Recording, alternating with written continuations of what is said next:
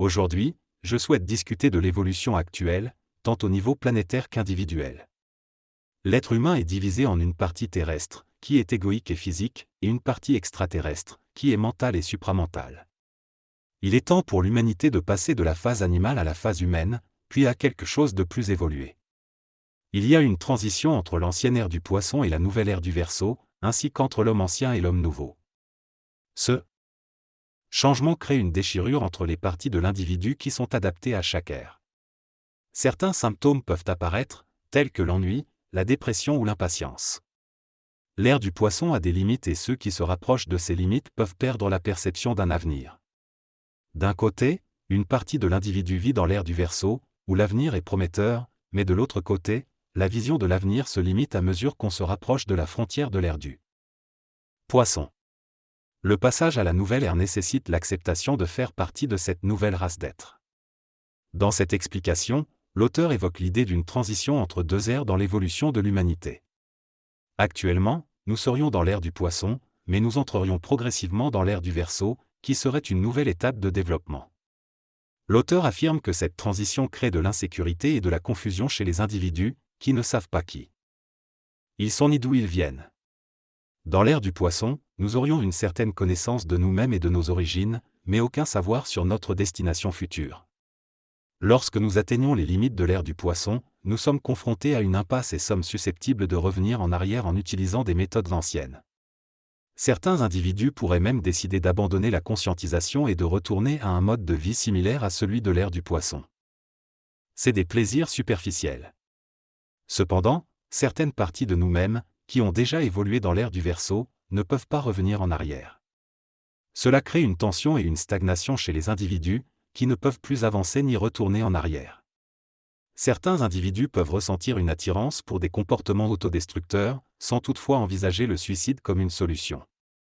L'auteur soutient que la partie de nous-mêmes qui est encore ancrée dans l'ère du Poisson ne peut pas concevoir des idées telles qu'une intervention extraterrestre ou une nouvelle ère sans la problématique humaine. D'autre part, la partie évoluée dans l'ère du Verseau ne peut pas concevoir un mode de fonctionnement basé sur le sacrifice, qui est la norme pour la majorité de l'humanité. Pour faire le choix de l'homme nouveau, l'auteur affirme qu'il ne suffit pas de le dire verbalement, mais qu'il faut agir en conséquence. Cela nécessiterait une puissance mentale suffisante pour surmonter les difficultés et maintenir une expression de l'ère nouvelle malgré l'influence de l'ère du Poisson. L'explication fait également référence au manque d'énergie sur Terre, en raison de l'utilisation excessive et de la pollution. L'énergie vitale serait également hypothéquée par la création de mémoire et d'émotions, qui nourriraient le monde de la mort et consommeraient une grande partie de cette énergie. En résumé, l'article explore l'idée d'une transition entre deux périodes de développement de l'humanité et ses conséquences sur les individus. L'accent est mis sur la difficulté de faire le choix de l'évolution et sur les obstacles rencontrés. La majorité des individus ici ne connaissent pas certains aspects de l'évolution et même ceux qui en ont une certaine compréhension ne savent pas comment les appliquer. L'évolution de l'être humain dépend de l'énergie qu'il possède. Ce n'est pas une question de savoir intellectuel, mais de compréhension profonde. On peut agir et appliquer des choses sans savoir les expliquer. L'évolution ne se détermine pas par notre capacité à enseigner ou à communiquer, mais par notre capacité à accumuler de l'énergie et à la centrer vers le mental. Il faut cesser de perdre de l'énergie et progressivement la diriger vers un seul objectif d'évolution. Il est important de comprendre que cela se fait étape par étape, comme la construction d'une tour avec des briques. Il faut être patient et arrêter de gaspiller notre énergie inutilement. Il y aura suffisamment d'énergie pour atteindre notre objectif d'évolution, qu'il s'agisse d'un pont ou d'autre chose. Il ne sert à rien de toujours vouloir savoir plus, c'est une illusion. Dans ce texte, il est souligné que l'être humain a du mal à supporter les choses grandioses et parfaites. L'humanité est souvent plus effrayée et détruite par le bien et la perfection que par le mal. Cela est dû au fait que la plupart des choses bonnes et parfaites appartiennent à l'ère du passé, qui est en train de se terminer. Les individus doivent apprendre à rencontrer les choses positives et à reconnaître la perfection, même si cela suscite de la peur. Cependant, beaucoup de gens préfèrent rester dans leur zone de confort et évitent de se confronter à la réalité de qui ils sont réellement. On explique que, à un certain moment, les individus découvriront le merveilleux, mais ils refuseront de le reconnaître et préféreront rester dans leur routine et dans leur projection d'ego.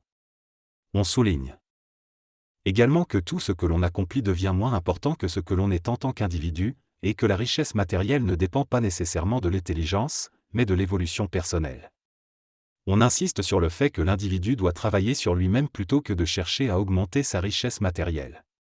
Ce texte aborde plusieurs notions liées au changement et à l'amélioration personnelle. L'auteur souligne l'importance de la transparence et de l'application de certaines techniques pour que les choses fonctionnent. Il critique ceux qui savent tout, mais ne font rien. Il explique que les gens ont tendance à se concentrer sur les effets secondaires plutôt que sur les causes réelles des problèmes. Il encourage les individus à prendre des mesures concrètes pour améliorer leur situation, plutôt que de se plaindre et de perdre du temps. Il insiste sur la nécessité de se concentrer sur l'action et d'utiliser son intelligence pour prendre des décisions bénéfiques pour sa santé physique et mentale. Ce passage traite de la façon dont les individus utilisent leur énergie de manière inefficace, en se plaignant, en se nourrissant de pensées négatives et en se focalisant sur les épreuves du passé et du futur. L'auteur propose de changer cette mentalité en se concentrant sur l'avancement et en utilisant les obstacles comme des indicateurs pour prendre des décisions plus avisées à l'avenir. Il souligne l'importance de mettre de l'énergie positive dans la construction et l'amélioration, plutôt que de se laisser entraîner par des erreurs passées. L'auteur encourage les individus à se concentrer sur le présent et à utiliser leur énergie de manière constructive pour avancer. Dans ce discours, l'orateur évoque l'idée qu'il est facile de trouver des solutions aux problèmes auxquels on est confronté. Il souligne que l'humanité s'est toujours développée en trouvant des solutions aux obstacles qu'elle rencontrait. Il explique également que lorsque l'on change soi-même et que l'on améliore sa propre situation, tout ce dont on a besoin commence à s'organiser de manière naturelle. Il précise que souvent, on se laisse décourager par les difficultés et on perd de l'énergie à rester dans le passé. Il encourage à trouver des solutions et à se concentrer sur ce qu'il faut faire pour avancer. L'orateur fait également référence au concept d'une spiritualité basée sur la dissimulation et l'apparence, qui est caractéristique de l'ère du poisson, et souligne l'importance de la transparence et de la vérité dans l'ère nouvelle. Il critique également le fait de rechercher constamment à devenir quelqu'un de nouveau, en soulignant l'importance d'être soi-même. Il explique que l'homme nouveau n'a pas besoin de désirer de devenir l'homme nouveau, mais plutôt de prendre le chemin pour y arriver. En résumé, l'orateur encourage à trouver des solutions aux problèmes et à se concentrer sur l'action plutôt que sur les raisons et les justifications. Il met en avant l'importance d'être authentique et transparent dans l'ère nouvelle. Cette personne ne sait pas où se situer entre le côté du MTS, monde terrestre supérieur, et le côté de l'adverso. Elle se sent coincée car elle n'a pas fait son choix. Pour faire ce choix, il faut simplement décider et orienter nos énergies vers ce qui est positif et vers la résolution des problèmes. Il y a des solutions à tout, il suffit de les chercher. L'humain est habitué à appliquer des techniques dans sa vie quotidienne, comme manger, dormir, etc. Il est temps d'apprendre de nouvelles techniques qui permettront d'évoluer et de faire partie d'un nouvel homme. Par exemple, la pratique de Menfi pendant 15-20 minutes par jour peut rajeunir le cerveau et le corps physique. Certaines personnes disent ne pas avoir le temps, mais elles perdent du temps à des choses inutiles. Il faut se relaxer et se détendre, mais il est préférable de choisir des techniques plus courtes et efficaces pour économiser du temps. Certains ne voient pas le chemin vers l'homme nouveau et peuvent se sentir perdus, mais il suffit de placer ses énergies vers le volontarisateur et commencer à travailler dans cette direction. Si certains se sentent plus sécurisés du côté du poisson, référence à l'astrologie, cela ne change rien car la plupart des individus sont déjà implantés du côté de l'adverso. Ils ne pourront pas retourner en arrière et devront évoluer vers l'avant. Ce texte met en avant l'idée que chacun devrait se concentrer sur ses propres objectifs et ignorer les sentiments d'insécurité ou les jugements des autres. L'auteur utilise l'exemple de l'apprentissage de la conduite pour illustrer sa pensée, affirmant que l'on ne pourra jamais conduire si l'on s'attarde sur ses peurs. Il encourage également à réinventer et adapter les mouvements et les techniques à nos propres capacités et préférences. L'auteur introduit également l'idée d'une philosophie d'action et de déplacement qui devrait être similaire, mais adaptée à chaque individu. Il souligne l'importance de développer notre propre intelligence et de rechercher une synergie avec ceux qui partagent des objectifs communs, même si les moyens d'y parvenir peuvent être différents. La philosophie alimentaire n'est pas nécessairement collective, mais elle consiste à manger ce dont notre corps a besoin. Cela implique d'abandonner certaines techniques alimentaires normales au profit de techniques plus naturelles. Bien que l'individu ait naturellement ces techniques, elles doivent être apprises en raison de l'influence de l'expérience et de l'ego. L'intelligence permettra d'affiner et d'ajuster ces techniques, mais les gens ont tendance à les abandonner une fois qu'elles sont mémorisées plutôt que d'en faire une expérience cellulaire. Il est important de parvenir à bloquer l'expression de l'ego pour appliquer correctement ces techniques. Cela peut être réalisé en mettant en place un mécanisme d'intervention ou en utilisant des techniques disciplinaires. Il est nécessaire d'observer ce qui nous nuit et ce qui nous aide, et de mettre en place une discipline dans notre vie pour devenir un disciple. L'application de ces techniques permettra de ramasser de l'énergie et facilitera l'application de mécanismes plus intelligents. Il est important de procéder étape par étape et de progresser pas à pas dans ce processus. Dans ce discours, l'orateur explique qu'il est important de faire les choses étape par étape pour atteindre ses objectifs.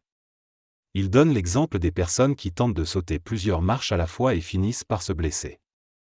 Il encourage plutôt à commencer par une tâche simple et facile, puis à persévérer chaque jour en notant ses progrès dans un agenda. Il souligne également l'importance de la discipline et de l'énergie, en recommandant des douches froides comme moyen de renforcer son corps et de clarifier son esprit. L'orateur insiste sur le fait qu'il est nécessaire de commencer quelque part, même si les progrès sont lents, car cela conduit finalement à accélérer le processus. Il conclut en suggérant que chacun devrait se demander comment rendre ses activités quotidiennes plus énergisantes et moins frustrantes. Dans cette synthèse, l'auteur encourage les adultes à retrouver leur joie de vivre en intégrant des habitudes nouvelles dans leur quotidien. Il propose notamment de faire des activités avec la main faible pour stimuler la partie cérébrale moins utilisée. Il souligne que chaque petite tâche du quotidien peut être effectuée consciemment et avec attention, ce qui permet de se sentir plus présent et réel. Il encourage également à prendre le temps de manger de manière consciente plutôt que de se dépêcher. L'auteur mentionne qu'en appliquant ces principes de manière régulière, des résultats rapides peuvent être obtenus et que cela peut même transformer notre monde intérieur et extérieur. Il évoque également des interventions évolutives telles que l'intervention intraterrestre, l'intervention extraterrestre et l'intervention supramentale, invitant les lecteurs à se préparer spirituellement pour ces événements futurs. Lors de la conférence d'aujourd'hui, il a été évoqué une préparation massive et imminente sur la Terre. Il est dit qu'il y aura un moment où les forces involutives et évolutives seront gérées différemment. Les personnes capables de reconnaître l'intelligence et de s'aligner sur elle seront protégées des forces astrales évolutives. Il est souligné que ceux qui ne sont pas prêts ne pourront pas se préparer à temps. Il est également mentionné que l'âge physique importe peu, car ceux qui sont évolués pourront se réincarner rapidement avec une plus grande conscience. Enfin, il est rappelé que la roue de l'évolution tourne et qu'il est temps de se préparer pour le prochain arrêt qui se produira dans 13 800 ans. Dans cette partie du texte, l'auteur aborde l'idée de recommencer à zéro, en utilisant l'analogie de la ceinture de judo. Il explique qu'en judo, on commence par la ceinture blanche pour apprendre les techniques existantes, puis on peut perfectionner son art avec la ceinture noire. L'auteur fait l'analogie avec la vie et affirme qu'il est bénéfique de recommencer à zéro dans certains domaines pour pouvoir progresser et apprécier pleinement chaque mouvement. Il souligne l'importance de se débarrasser de l'ego et de la peur pour pouvoir véritablement apprécier et perfectionner les mouvements. Cependant, il constate que la majorité des gens ne souhaitent pas recommencer à zéro par crainte de perdre leur statut ou leur reconnaissance. L'auteur explique alors que le fait de mettre une ceinture blanche ne signifie pas réellement recommencer, mais sert plutôt à créer une onde de forme positive pour faciliter l'apprentissage. Il conclut en mentionnant qu'il faut revenir aux interventions dont il parlait auparavant.